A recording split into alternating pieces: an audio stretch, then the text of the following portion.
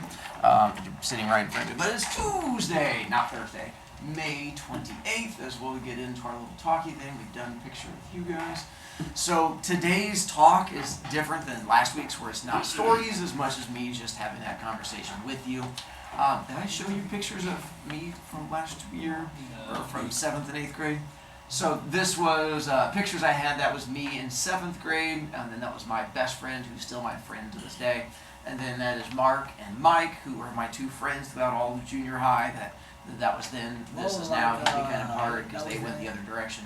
And then it was just, that was the girl I had a crush on when I was in junior high, since I was going through and finding pictures. Figured it gives you more to laugh at me for. That's Mr. Brown? But also, Mr. Brown, the 8th grade teacher here, that's his brother. I've known Mr. Brown since he was born. But you can also see how kids change from, look at that little kid, to 8th grade.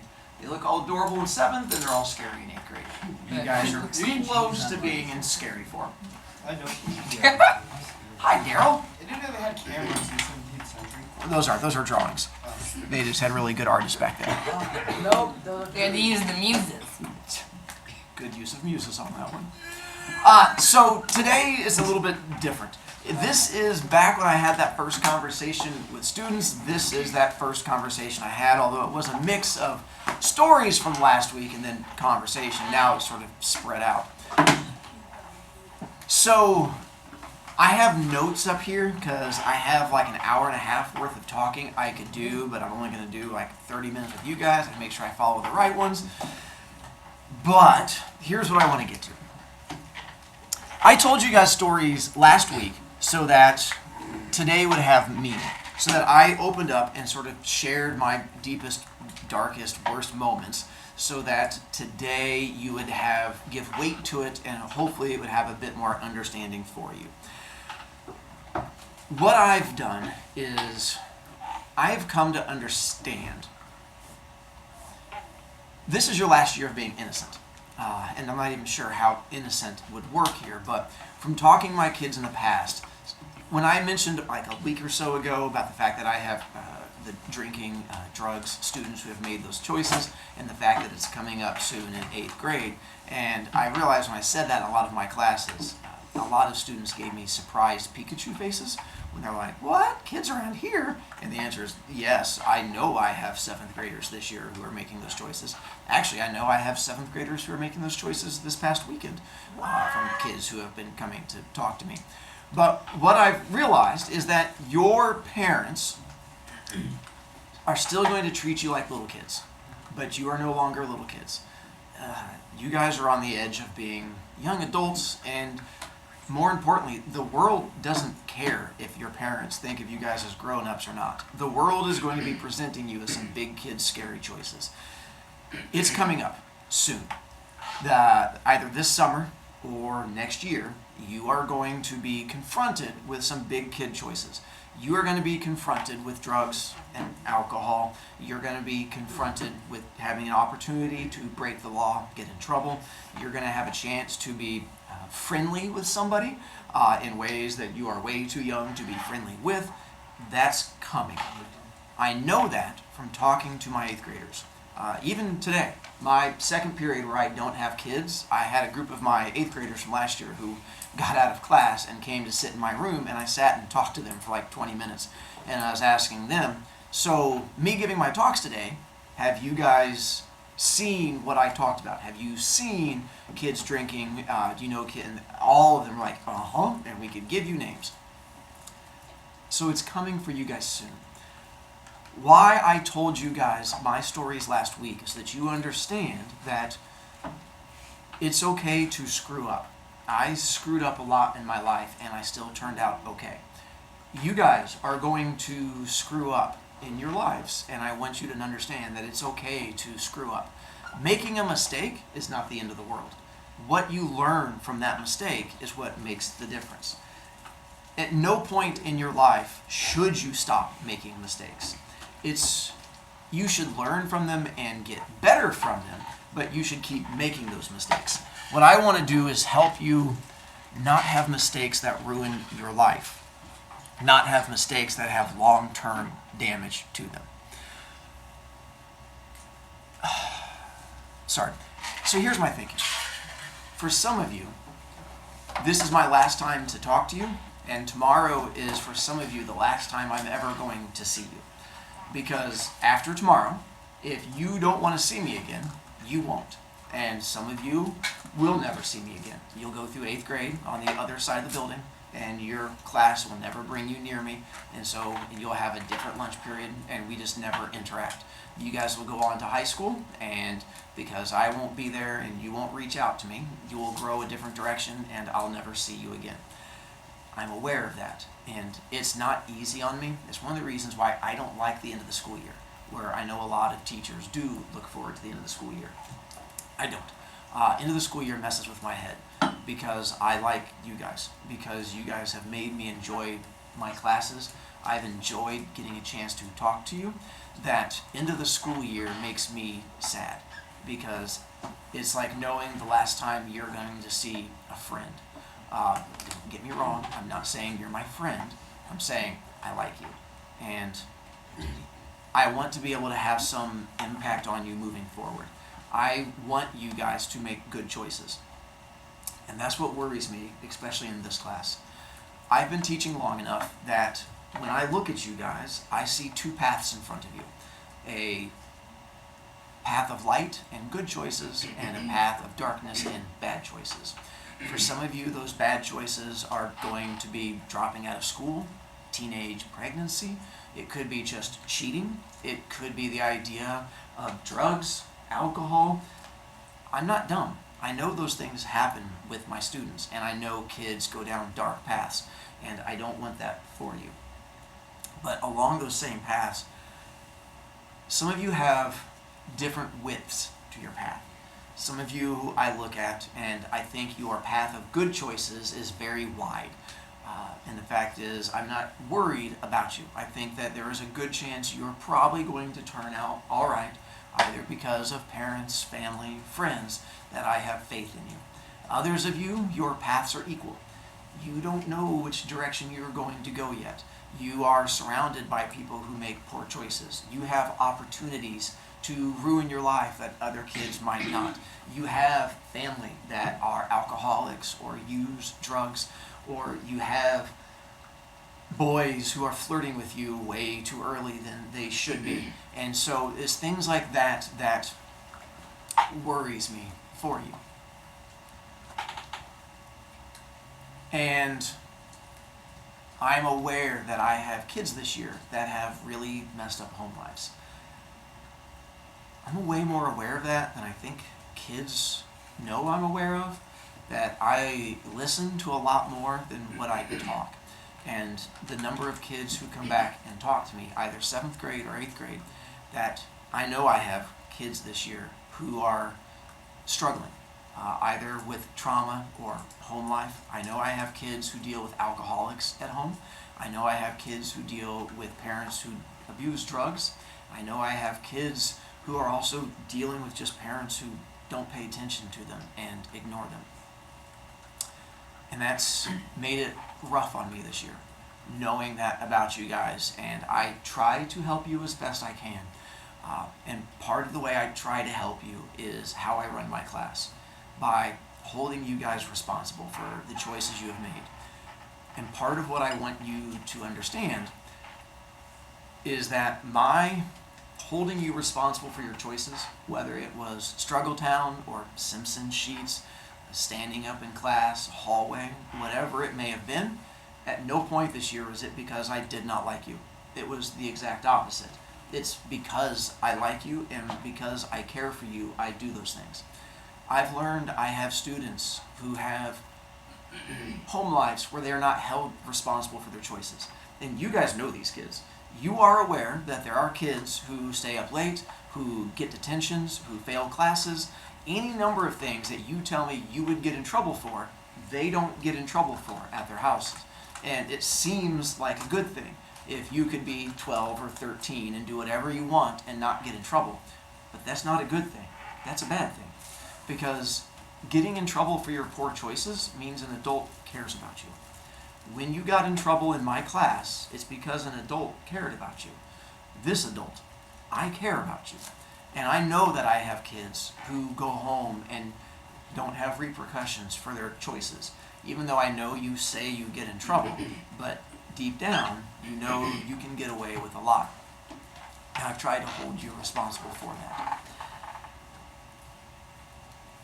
This year, I have served a lot of different purposes for different kids. When I first started teaching, I thought my main purpose was teaching English. I thought that was the whole reason I was here, was just to teach. I thought that's all that teachers did for a long time, until those kids came back to talk to me. And I've realized I serve a different role for different kids. For some of you, this was just a fun class where you got a chance to sit and be happy and smile, maybe talk to friends and maybe be entertained. And if that's what my class was for you, that is outstanding, and I am super happy to hear that. For others of you, I was the adult that was nice to you. It messed with my head when I found out I have kids who go the entire day without having a single adult be nice to them. It really screwed with me the first time I had a kid tell me they didn't want to go home for the summertime, which I've had kids tell me this year, because their home life is not a happy place. I have kids where school is their happy place. And, I mean, that's great. I love school too. But school should not be a kid's happy place. Home should be a kid's happy place. And I have kids who are not happy at home. I have kids who don't want to go home. And I realize for those kids, my room is a safe place where you get a chance to come and hang out and be happy. It's why I don't let you guys attack each other. Even though I know I harass you at times, I do it with a smile and I do it with love. And I know that you guys know however much I harass you, that there's no hatred behind any of my words for any of you. When you guys attack each other, I don't want a kid to ever feel they are not wanted in my room or that they are not happy in my room. And I've come to realize that's what my room does for some people, that I get to be that adult. I get to be that parent or father figure that they get a chance to come and talk to. For others of you, it was a place where you got to feel accepted.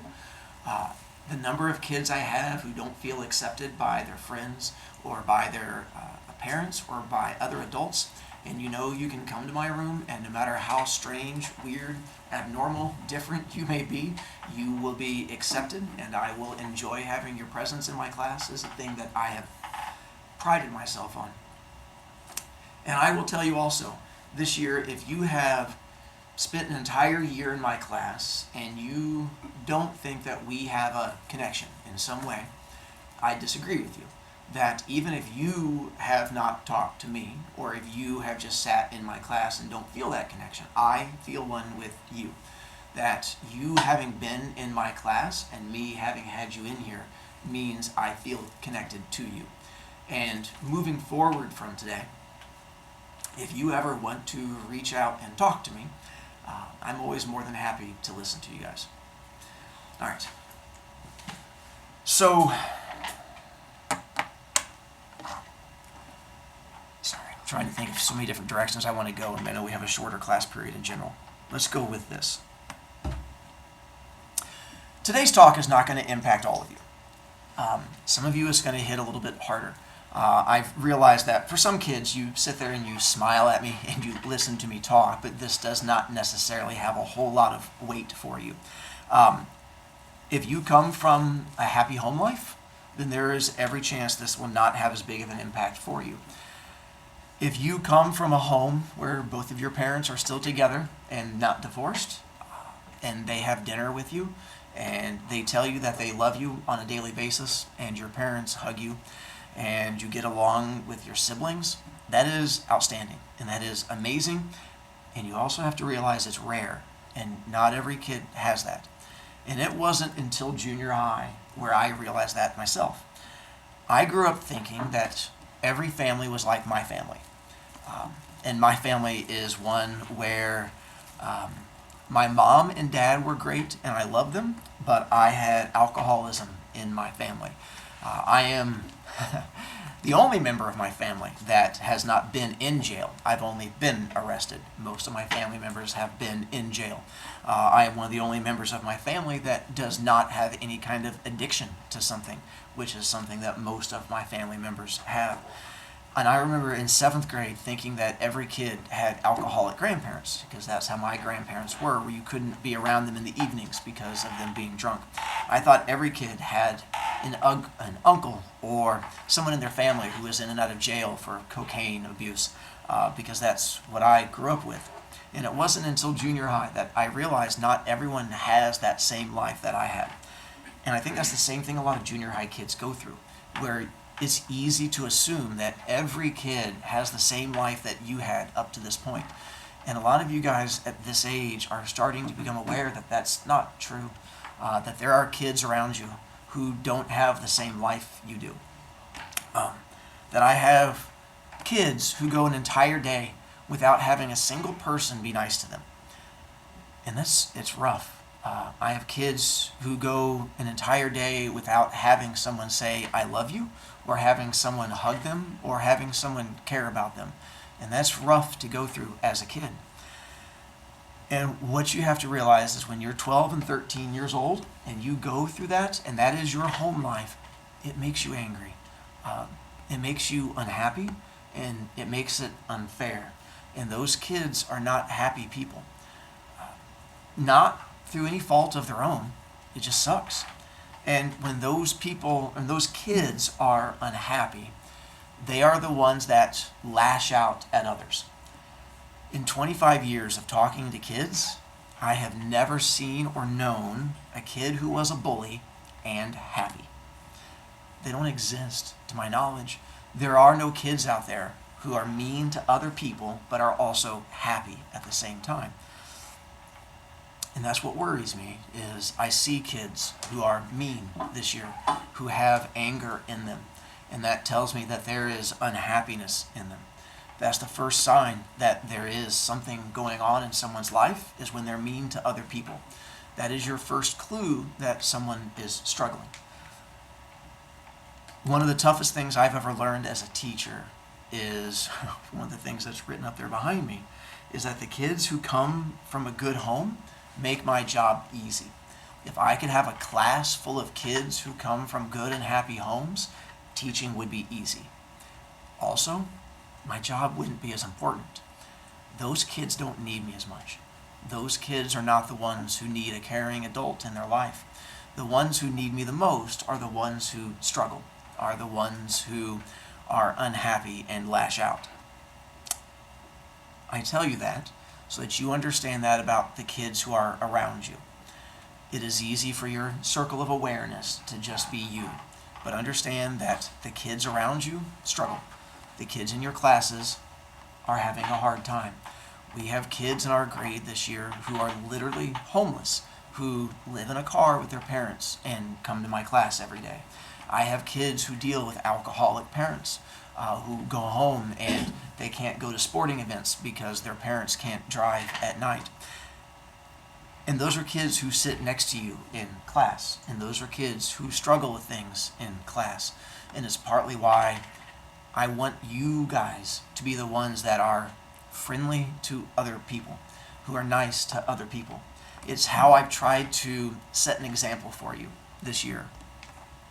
I have kids who talk to me about me and my personality, and the fact that I come across being happy, friendly, outgoing, smiley. And it's a choice.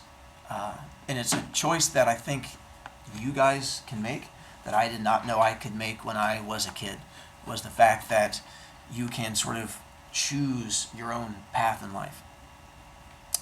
When I was in 8th grade, Chad, my bully, the one that was on my wrestling team that I hated, bullied me in my PE class. I had acne. That's when my 8th grade was when my acne came in. And it was bad. And he called me pizza face in PE in front of all these girls. And I can still remember it to this day. Him making all these girls laugh. And me just wanting to cry in the middle of class of him harassing me like that. And I remember going home that day and talking to my mom. And because I talked to her about it a few times, and she could tell I was upset. She was like, what's going on? And I was like, well, Chad. She was like, that same Chad again? I was like, that same Chad again. And I told her what happened. I was like, he was making fun of me, calling me pizza face in front of all these girls, and they were laughing. And my mom just thought about it for a moment. And then she looked at me and she goes, "Hun, is Chad a friend of yours?" And I go, "No, I hate him. He can die in a hole." And she goes, "Oh, well, are those girls friends of yours?" And I go, "No, I don't even know them. They're just pretty and in my class and popular."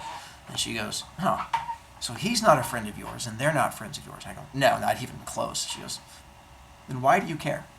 And I went, "What?" She goes, "Why do you care that he says that? And why do you care that they laugh?" And I go, "Because it's mean and it hurts." And she goes, "It only hurts if you give him the power to hurt you. It only hurts if you give him that strength to make you feel bad." She goes, "You have the ability to choose who you listen to. If he's not a friend and you don't care about him, why do you care what he has to say?" And at the time, I wasn't quite mature enough for it to have weight, but the words stuck with me. And there are words that I want to leave with you guys also. You get to choose how you lead your life. Do not let other people decide for you who you want to be. Do not let some other person who makes fun of you, who mocks you, who laughs at you, who says mean things to you, control who you are. If you don't care about that person, why do you care about their words? You choose your friends. You choose who you care about. You can choose who has an influence on you. Choose wisely. Choose friends that you care about, that are going to help shape your life and make who you want to be. Quite honestly, if you want to impress me next year, if you want to make a good impression on me next year, I don't care about your grades. I'm sorry to tell you that as a teacher, but I really don't care about your grades. They're a good indicator of how well you care about school or how well you understand something, but it's not an indicator of who you are. You want to impress me next year, do two things. Be nice to people and be who you want to be. Do you want to be outgoing? Do you want to be the class clown? Do you want to be friendly? Do you want to be mean? Do you want to be a jock? Whatever it is you want to be that. Don't let parents, don't let adults, don't let your peers, don't let someone else choose who you're going to be. You set your path and you choose who you want to be moving forward. That's what would impress me more than anything, is you becoming the version of yourself that you want to be. My goal this year was to help make you the best version of you. And I don't compare you to any other kid. Whoever you become is the best version of you, not another person. And I think it's easy to lose that along the way of comparing yourself to other people in some way.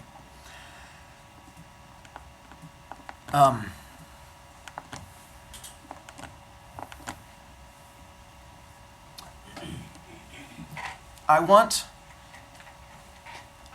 you to know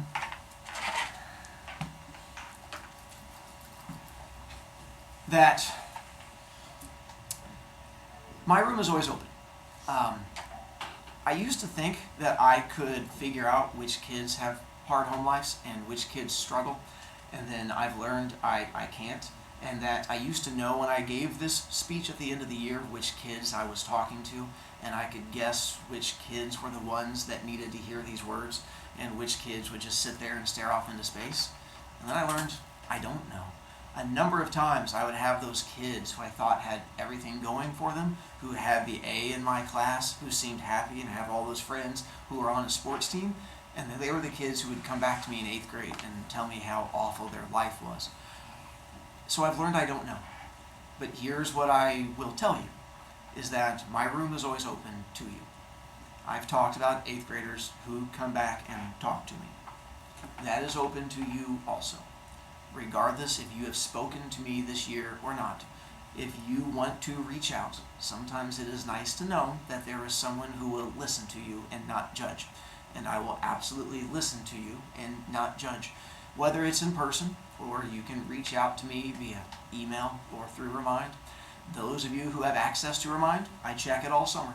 If you send me a message over the summertime, I will absolutely respond to it. If you send me an email, I will do the same. Or it might be next year. Maybe it's 8th grade when that particular thing happens and you guys are confronted with those choices and you feel you need to reach out to someone, I'll be here. Maybe you're going to be like Clayton and I won't hear from you for years, and then one day you show up at my door. Always know that you are welcome to. If you show up at my door, I'm not going to turn you away and say, kid, I've not seen for years, why are you here? Absolutely. I will invite you in, I will give you a hug, and I'll be more than happy to listen to whatever you're going to tell me. Now, back to those of you who have that dark path in front of you. I worry about you because you are going to have opportunities to have some really tough choices coming up.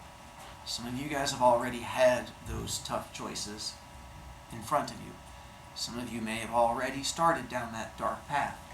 You may have already worried about who you are going to become. It's never too late to take control of who you are. It is never too late to control your path. No matter how dark it is, no matter how scary it might be, you always have control. You always have a way of steering it towards the light. It might be difficult, it might be challenging, it's going to be scary, but it is possible. If you ever feel the need to lean on someone, if you ever feel the need that you have to have support, that you feel like you're alone, know that you are not. Know that I am simply a matter of reaching out, and I will be there to help you. I will be there to respond, and I will be there to help lift you up if I can.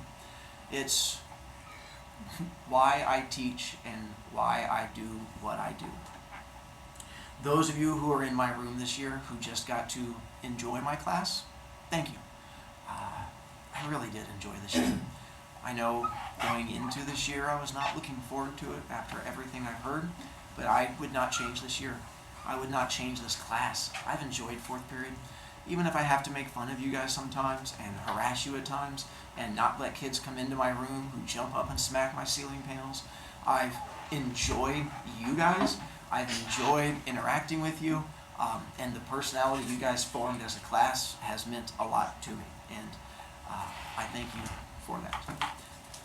Tomorrow, we are going to have a different story. It's going to be an actual fun story about me getting into a fight way back when I was in 8th grade. Yes, punches were thrown. It was Chad, wasn't it? Blood. Oh my God, I wish it was Chad. Pound his face. It was not Chad. Never did get a good throwdown, Chad. Chad may have been able to take me. He, like, weight-wise, was a lot less than me, but he was strong and scary. Sometimes scary goes a long way. You got bullied by a little slip. I did. He was shorter than me, but he was all. Diego, you, I swear. Alright. I hate that little buff Asian kid, bro. Buff Asians are ruined for me. And his name's Diego. Things I don't need to hear. Oh, wait, I thought you were for... Oh, Now we'll stop recording.